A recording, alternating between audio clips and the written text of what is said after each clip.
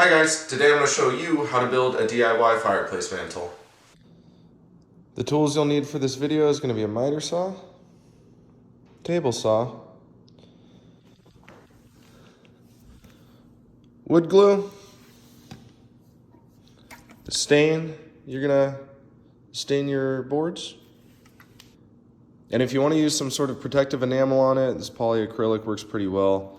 Make sure you match it with your stain. So I'm using a water-based stain, so I'm going to use a water-based top coat. This one will not change the color of the stain after it's done. Using a clear satin on this one to keep it matte. I don't want it to be glossy.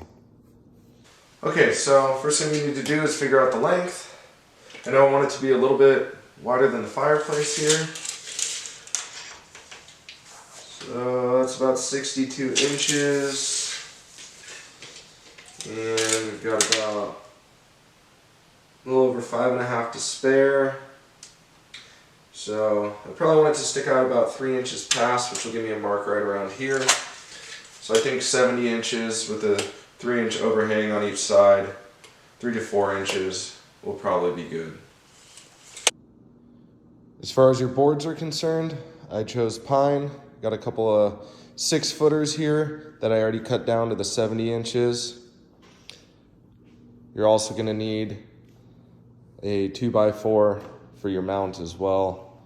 Mine's 70 inches. This is an 8-footer, so 96 inches will be plenty good to create the support that it's going to be mounted to.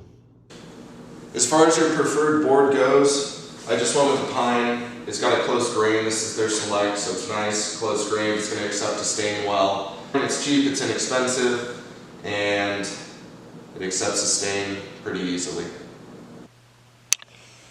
Okay, so the next order of business is going to be to miter our cuts, and the reason being is that if we didn't miter our cuts right, and you're butting the boards up together, that doesn't look clean from the top point of view when you're looking down on top of it. And then if you did it on the side, it's not going to look clean on the side. So if we miter our cuts, we'll get a nice, good, seamless edge. So we're going to do that next. So here we've set our miter saw up to 45 degrees right here. Now we're going to do our edges so we can get a nice, clean, seamless finish.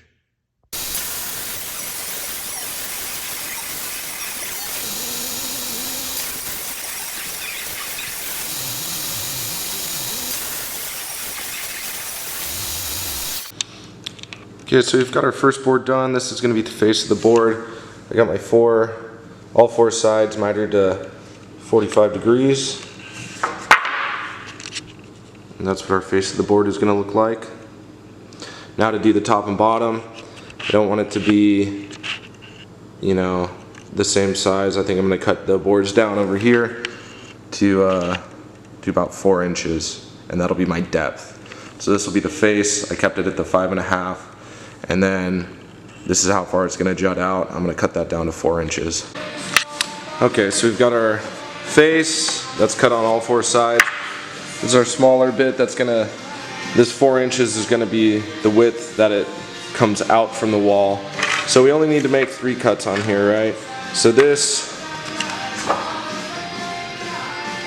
is going to fit in to here once I miter that side. The other side is going to go flat against the wall, so we don't need to cut that side. We just need to cut the side that's going to be mitered. Miter the side that's going to be coming in contact with the front board here. And obviously the sides as well, because we will be putting in pieces to fill the sides. So we're going to have to miter the ends there too. So 3 out of the 4 sides for both pieces, top and bottom.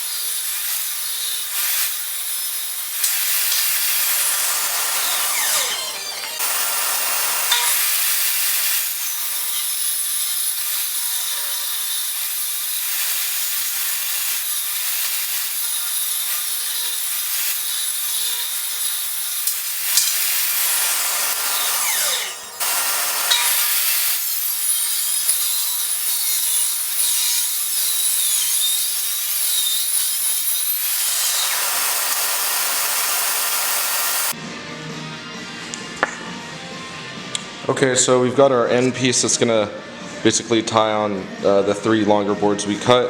So the way I'm gonna make this is, since I just basically have my face of the board being 5.5 inches and didn't alter this, I'm just gonna do 3 miters here, here, and here. This is actually the long edge. I left the short edge a lot longer, and I'm just gonna miter all 3 sides and then cut it down to fit what I need.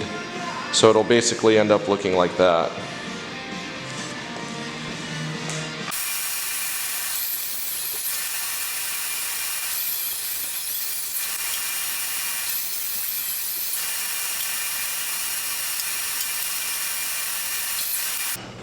Okay guys, so we've sanded everything so it's nice and smooth, finished with like a 380, 320 grit.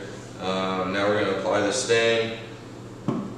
The stain is going to be dependent on how long you let it sit and how thick you apply it. Obviously stain to your preference. Let's go ahead and do it.